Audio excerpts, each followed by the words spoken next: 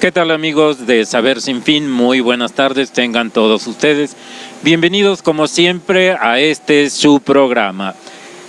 El día de hoy tenemos el honor de entrevistar a un especialista en prevención de adicciones y nos ha dado una conferencia magistral sobre la materia durante el transcurso de el primer encuentro de ONGs de prevención de adicciones en la ciudad de Puebla.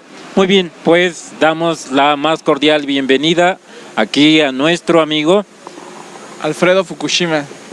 Alfredo Fukushima. Muy bien, entonces le vamos a pedir un poco que nos haga una pequeña reseña de su currículum para que tengamos grosso modo una imagen de la profesionalidad que maneja aquí nuestro querido amigo. Muchas gracias. Bueno, yo soy psicólogo, estudié en la Facultad de Psicología de la UNAM, hice la maestría en Psicología de las Adicciones en la Facultad de Psicología y el doctorado también lo hice ahí en la UNAM, en la Facultad de Psicología y con temas de psicología y salud. Muy bien. Si ustedes notan, tiene características muy orientales. Por lo general, la primera impresión es que seguramente hablabas japonés, ¿sí? Muy bien. ¿Tus padres son de origen japonés? Sí. Mis papás, ambos, mamá y papá, son de origen japonés. Ellos vinieron hace pues ya hace más de 50 años. Yo ya nací aquí, tengo una hermana mayor y sí, pues casi siempre todo el mundo piensa que soy japonés, pero yo ya soy de acá, sé hablar muy bien español. Perfecto. Perfecto, muy bien.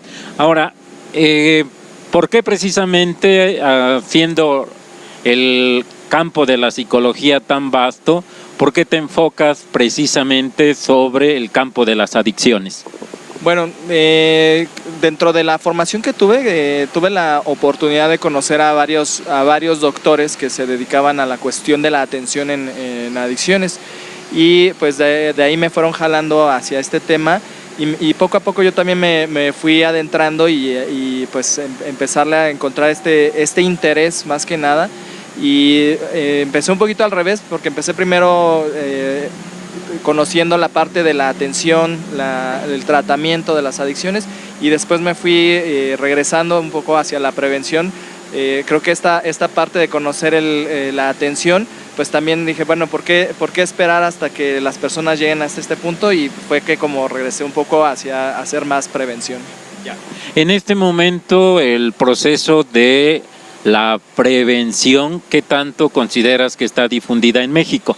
Bueno, creo que se hace mucha prevención desde distintos sectores públicos, privados, organización civil, pero creo que no todas las acciones se llegan a conocer, no todas las acciones se llegan a evaluar, que creo que es algo de las cosas importantes que se tienen que tener en cuenta para la prevención.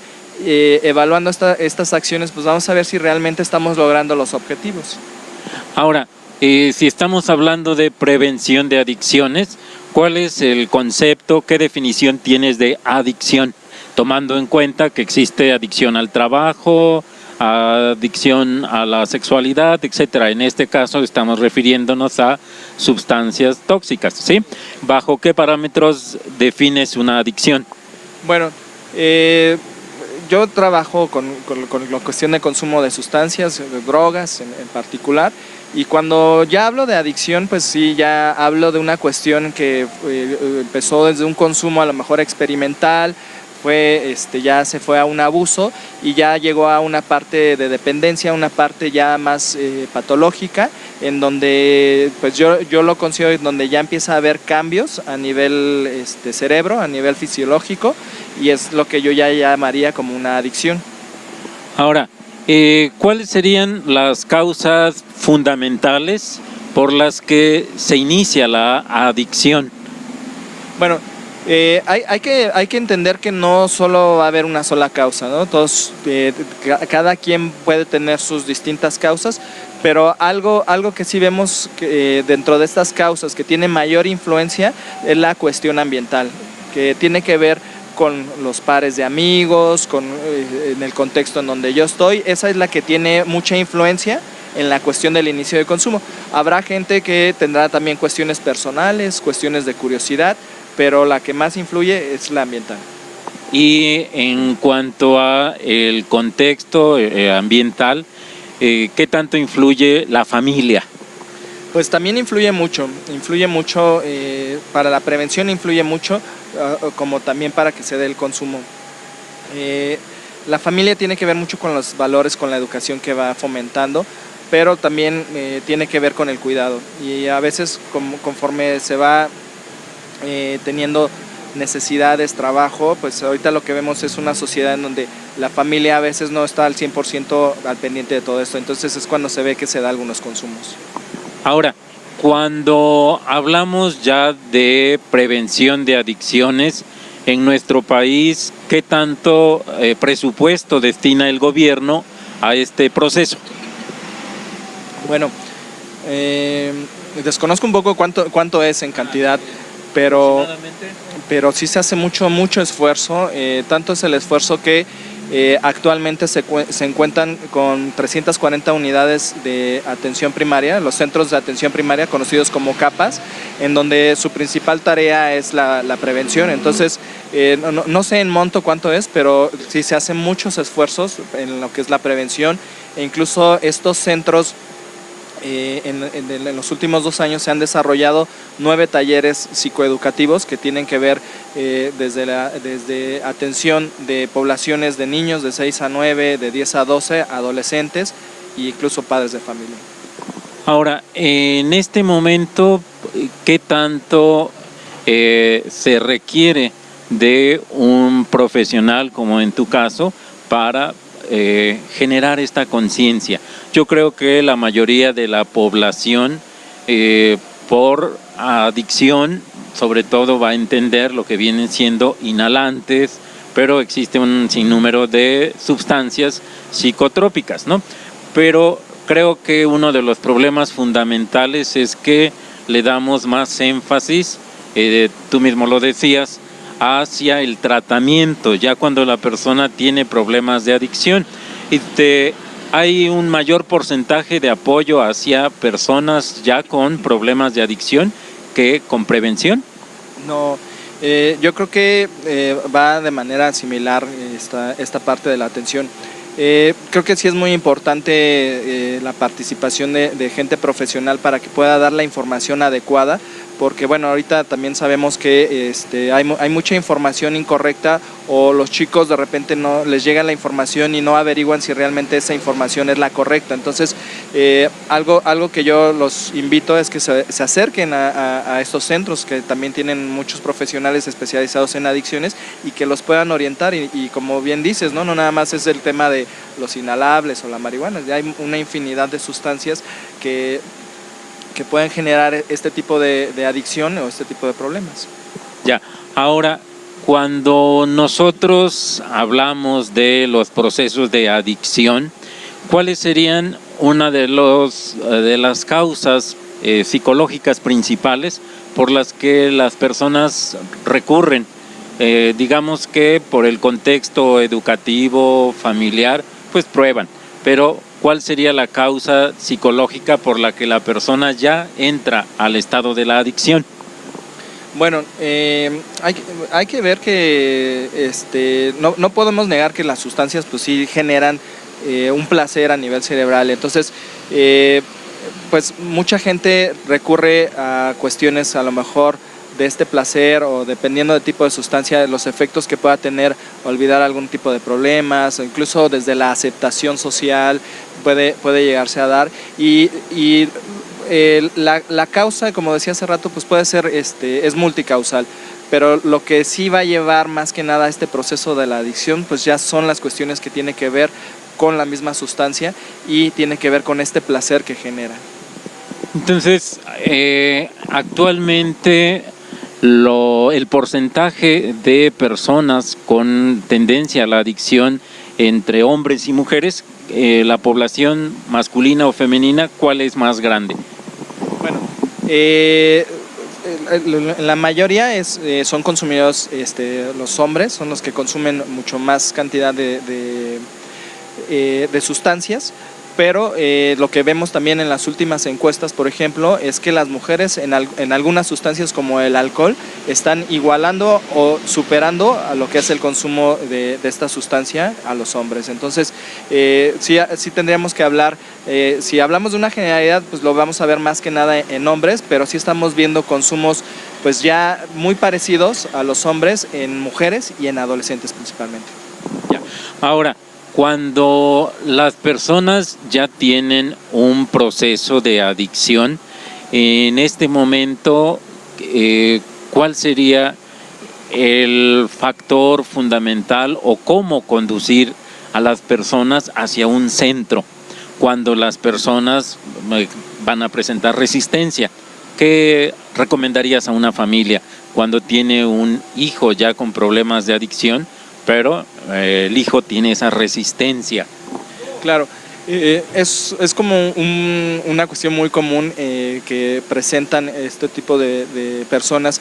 La primera vez creen que pues van a ser internados, ¿no? Entonces creo que es justo que platique la familia con ellos, que se acerquen con los profesionales y que tengan la idea de que no van a ser internados. Lo primero que se necesita siempre para atender personas es que tengamos una valoración de ellas. Entonces esa valoración nos va a decir qué tipo de intervención es la más adecuada.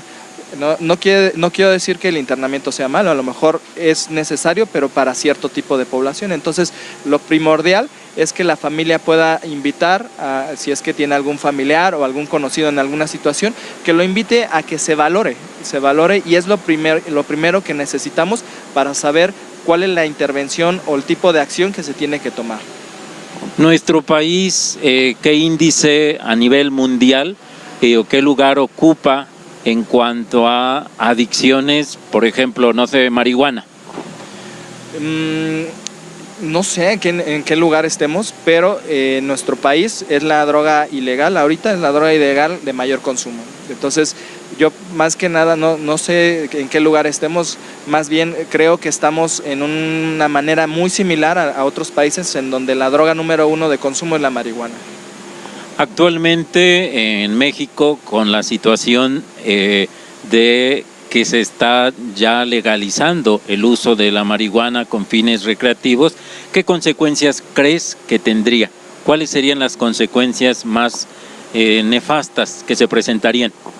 Bueno, hablando de la cuestión de la marihuana crea algo que se llama síndrome motivacional. Tiene ciertas características como falta de energía, desgano, pero hay dos cosas muy importantes que provoca este síndrome motivacional. Una es la falta de conciencia de enfermedad y la postergación de tomas de decisiones. Entonces, bueno, en clínica cuando se ha trabajado con este tipo de usuarios y ya presentan este síndrome motivacional, pues es lo que nos cuesta mucho trabajo en generar cambios. Entonces, creo que uno de los problemas principales que vamos a ver es que nos vamos a enfrentar mucha gente con esta cuestión de la falta de enfermedad sobre lo que pudiera causar este problema. Y otra de las cosas que se asocia mucho es algunos trastornos psiquiátricos que pueden ser como la depresión, la ansiedad y que también son comunes con el consumo de estas sustancias. ¿Qué tan factible, qué tan cierto y comprobado está que la marihuana sirva para el tratamiento de la epilepsia? Bueno, hay que hablar si hablamos de la marihuana hay que tener en cuenta que contiene muchos cannabinoides y el que tiene efecto psicoactivo es el THC o el tetrohidrocannabinol 9. Hay que tener en cuenta que hay otros cannabinoides que tienen propiedades medicinales y si hablamos de los otros cannabinoides, esos son los que sí tienen estas facultades. Entonces, más bien yo quisiera aclarar que bueno, para uso médico pues se buscan ciertas sustancias muy específicas de esta planta que son las que tienen estas propiedades. Es decir, que no consiste en que te fumes cigarro de marihuana y ya con eso vas sanando. Tiene que ser un proceso químico donde hay una destilación para poder extraer exclusivamente ese principio activo que es el que se requiere para la enfermedad. ¿Así es como lo entiendo? Sí, así es correcto. Y bueno, otra cuestión, cuando es fumada la marihuana es igual que el humo de tabaco, tiene muchos cancerígenos, acuérdense, es una combustión, entonces vamos a tener más cosas perjudiciales que benéficas bajo esa forma de administrarse. La otra que interesa dentro de la cuestión médica, pues es la dosificación. Entonces, cuando es fumada, pues no vamos o esa vía de administración no vamos a saber si realmente se está dosificando la cantidad adecuada y hablando de los cannabinoides que son benéficos, pues también no sabemos qué tanto está adquiriendo esa forma, ¿no? Entonces, sí, no es la más correcta para un uso médico. Ahora, cuando nosotros estamos ya ubicando que en este momento, si la marihuana es una de las drogas que más se utiliza y México es un país que tiene muchos conflictos con el narcotráfico, ¿cuál consideras tú de manera muy personal serían las consecuencias de esta situación, que ya la marihuana se legalice a nivel de grupos de narcotráfico? ¿Cuál crees que sea la situación que se desarrolle a partir de esto? Bueno, yo no logro dimensionar si se vaya a resolver este problema de narcotráfico. No nada más por la marihuana, el narcotráfico no nada más es la única sustancia que esté comercializando, entonces creo que a lo mejor pueda verse cuestiones de disminución de esta sustancia en cuestión de narcotráfico, pero van a surgir o hay muchas más que ellos están comercializando, entonces el impacto realmente no sabría qué dirección va a tener, ¿no? Yo no creo que se logre resolver al 100% como se está planteando, ¿no? ¿Y cuáles serían las consecuencias más graves que tendría ya en cuanto a el uso recreativo en una sociedad? Por ejemplo, el que se permita ya este uso, ¿qué consecuencias consideras que tendría? Más que nada a la cuestión de la salud. En la cuestión de la salud creo que va a disparar muchos problemas en cuestión de salud mental, en salud física también. Yo creo que va a haber mucha demanda de tratamiento, a lo mejor no tanto por el consumidor, sino por los familiares cercanos del consumidor, ¿no? Es decir, se va a requerir más de programas de prevención y centros de apoyo ya a personas con adicción. Yo creo que sí, ya hay bastantes centros que atienden. Yo creo que también habrá que empezar a orientar la atención hacia lo que es la reducción del daño. Yo creo que se va a seguir dando el consumo.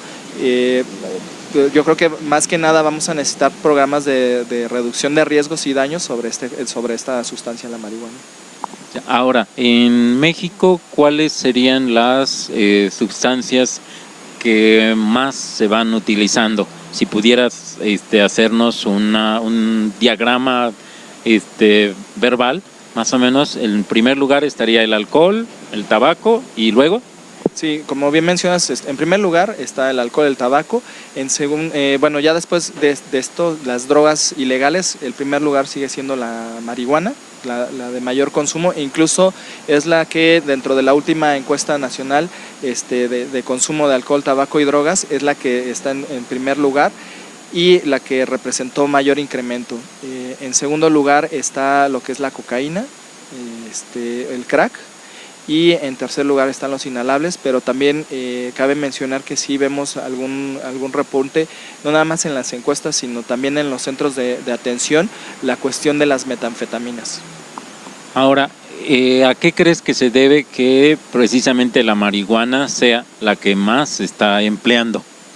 Bueno, creo que de alguna manera la discusión que hubo entre profesionales de salud para la legalización creo que se ha dado a lo mejor un mensaje en el cual esta sustancia pues no genera problemas, y creo que eso ha hecho que se dispare estos consumos.